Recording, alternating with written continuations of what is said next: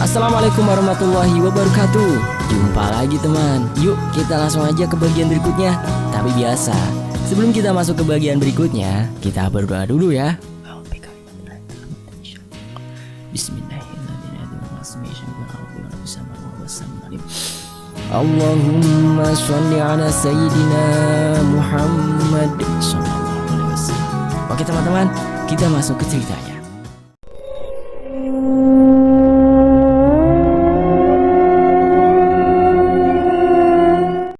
Sebelum momen mencekam itu terjadi, dan sebelum aku masuk ke part fakta lainnya, aku ceritain dulu yang harus teman-teman tahu. Aku sempat bertanya dengan Anandi sebelum dia terlelap. Ada apa sebenarnya waktu perjalanan kami ke kecamatan Muara Pinang tersebut? Anandi lalu bercerita, kalau di rumah kedua tempat kami survei menjadi asal muasal dia merasakan sakit kepala hebat. Rumah orang dengan gangguan jiwa yang terpasung itu bentuknya rumah panggung lama. Rumah khas orang Sumsel. Rumahnya panjang, terbuat dari kayu lama. Namun, memang sedikit temaram. Di rumah tersebut hanya dihuni 3 orang. Nenek, ODGJ, dan adik korban pemasungan. Di ruang tengah begitu luas, namun ODGJ tersebut dipasung di bagian belakang rumah. Masih ruangan juga, tapi lebih tak terurus. Lantai kayunya banyak yang udah rusak dan keropos. Ruangan belakang itu juga cukup luas untuk dihuni 1 orang saja. Tapi kami hanya diperbolehkan berdiri di pintu kamar saja. Tidak diperkenankan masuk. Takutnya ODGJ tersebut mengamuk. Sejauh yang aku kunjungi waktu itu, nggak ada penampakan apapun. Namun, emang suasananya agak sedikit spooky, terlebih kalau malam. Serem juga sih. Nah, si Anandi ternyata ngelihat ada sosok bayangan hitam yang berdiri di belakang ODGJ tersebut. Bayangan itu begitu tinggi sampai ke atap rumah. Anandi berusaha untuk tenang dan tidak ketakutan, karena emang waktu itu lagi ramai. Ada perangkat desa dan tetangga terdekat. Balik dari situ, kami langsung pulang ke tebing. Di perjalanan, si Anandi ini merasakan sakit kepala yang parah. Aku kira cuma karena efek perjalanan jauh dan kelelahan saja. Aku juga terus mendorong Anandi untuk membangun sugesti positif. Dia sih nurut, tapi tubuhnya bertolak belakang. Mungkin bisa jadi si putih dari rumah tersebutlah yang mengikuti kita. Karena waktu kita sampai ke Wisma, Ari ngeliat ada sekelebat bayangan putih di samping mobil. Setelah Ari memastikan kalau si putih nggak akan mengganggu, aku kembali menanyakan kondisi Anandi. Ternyata sakit kepala Anandi sudah hilang. Dia merasakan agak baikan. Dari situlah kami merasa sudah aman. Aku dan Ari sempat bingung juga sih. Ini bulan Ramadan loh, waktu dimana seluruh setan terbelenggu. Tapi kenapa masih aja ada yang mengganggu seperti ini? Interaksinya juga parah banget. Dasar setan.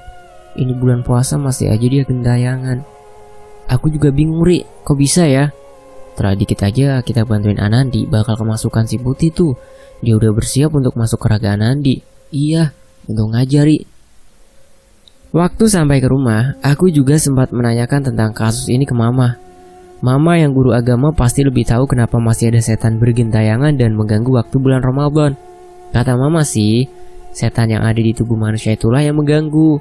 Mungkin di tubuh Anandi dan di tubuh korban ODGJ tersebut masing-masing mempunyai setan yang bersemayam di tubuhnya.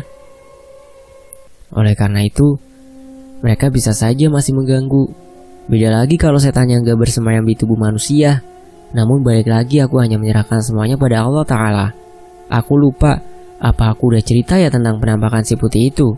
Dari penglihatan Ari, si putih berbadan hitam legam, memakai gaun putih kayak si Kunti itu, namun bajunya tersebut berlumuran darah dan baunya busuk sekali, seperti bau bangke. Karena tinggi, dia nggak bisa ngeliat wajah si putih tersebut. Waktu si putih menampakkan diri, dia suka muncul dan menghilang. Kita nggak bisa menebak posisi dia di mana waktu si putih masuk ke kamar. Ari juga menyuruh aku untuk mengasah mata batinnya. Ada deh caranya yang nggak bisa aku sebutin. Katanya aku punya kemampuan untuk itu. Si putih juga bisa berubah wujud, sesuka hati dia lah. Tapi penampakan yang Ari lihat berbeda dengan apa yang terbayang di otakku. Yang aku rasakan bayangan tersebut sosoknya hitam legam, tinggi, kepala botak, dan mukanya serem banget, kata Ari. Bisa aja dia berubah wujud, karena kita nggak bisa percaya yang namanya setan. Malam mencekam yang kami harapkan berakhir dengan terusirnya si Putih ternyata jauh dari harapan. Karena kehadiran si Putih ternyata membuka tabir baru. Tabir yang sama-sama aku, Ari, dan Anandi gak sangka-sangka. Masih ingat kan di part sebelumnya ya? Aku dan Ari menyuruh Anandi tidur, dan ia memang terlihat tidur. Namun ternyata kita dikibulin teman-teman. Anandi gak tidur. Dia hanya menutupnya aja biar gak kelihatan kami kalau dia masih terjaga. Aku tahu setelah Ari membangunkan aku, waktu Ari ngecek Anandi dan membuka bantal yang menutupi muka Anandi, ternyata Anandi belum tidur. Kita udah nungguin 1 jam dengan mata terkantuk-kantuk, tapi dibaksa untuk terjaga. Si Anandi malah ngerjain kita. Sial banget dah malam itu. Waktu kami ajak ngobrol Anandi, raut wajahnya seakan bukan Anandi. Giginya beradu kencang seperti orang kedinginan. Mulutnya juga mencong-mencong gitu, kayak bukan Anandi. Lalu tubuhnya berontak saat Ari dan aku mulai mendekati dan membacakan ayat-ayat pendek. Ternyata Anandi kerasukan. Dia berusaha memejamkan mata, seolah takut melihat Ari. Tubuhnya berontak, ingin menjauh dari Ari. Ari pun demikian. Dia merasakan mual luar biasa karena mencium bau bangke. Pertanda lagi nih, emang beneran ada jin di dalam tubuh Anandi. Tapi siapa lagi yang masuk ke raga Anandi? Aku pun mulai mengorek info dari Ari. Aku kira si Putih berhasil masuk ke tubuh Anandi setelah pergulatan hebat sebelumnya. Ternyata dugaanku salah besar. Yang masuk ke raga Anandi bukan si Putih, tapi jin lain yang ternyata kemungkinan sudah lama bersemayam di raga Anandi. Bahkan sebelum kami ke 4 lawang.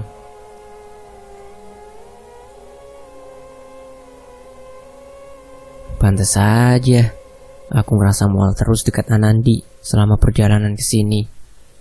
Jadi ini yang lain lagi ya? Iya, ini bukan si Putih. Astagfirullah, badanku lemas ini. Jadi gimana dong? Kami hanya terdiam.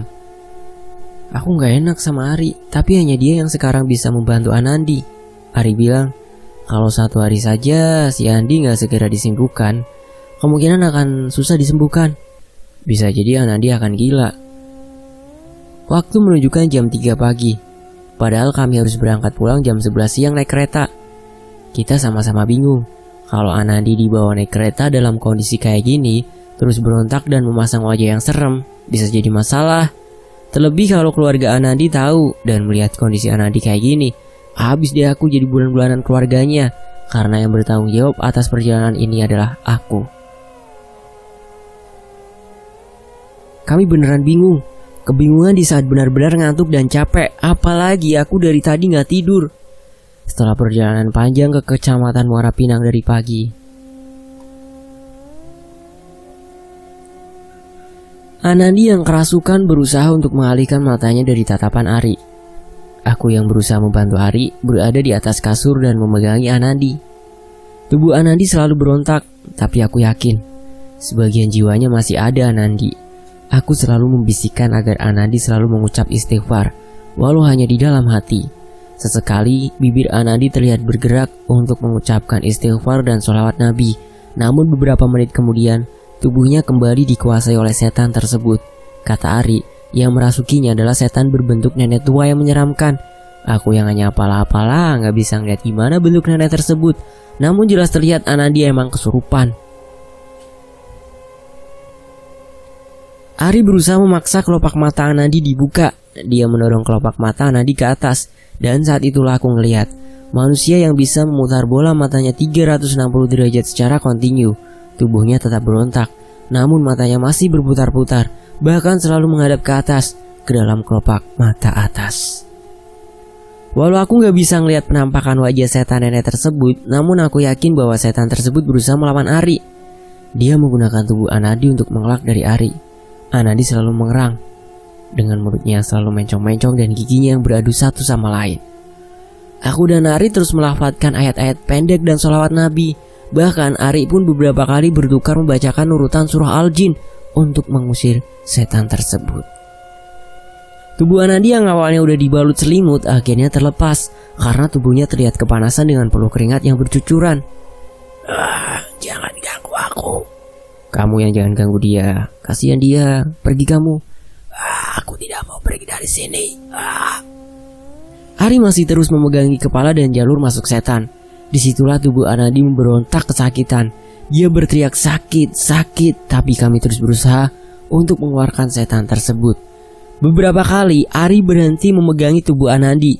Tubuh Ari langsung lunglai, terjatuh ke lantai.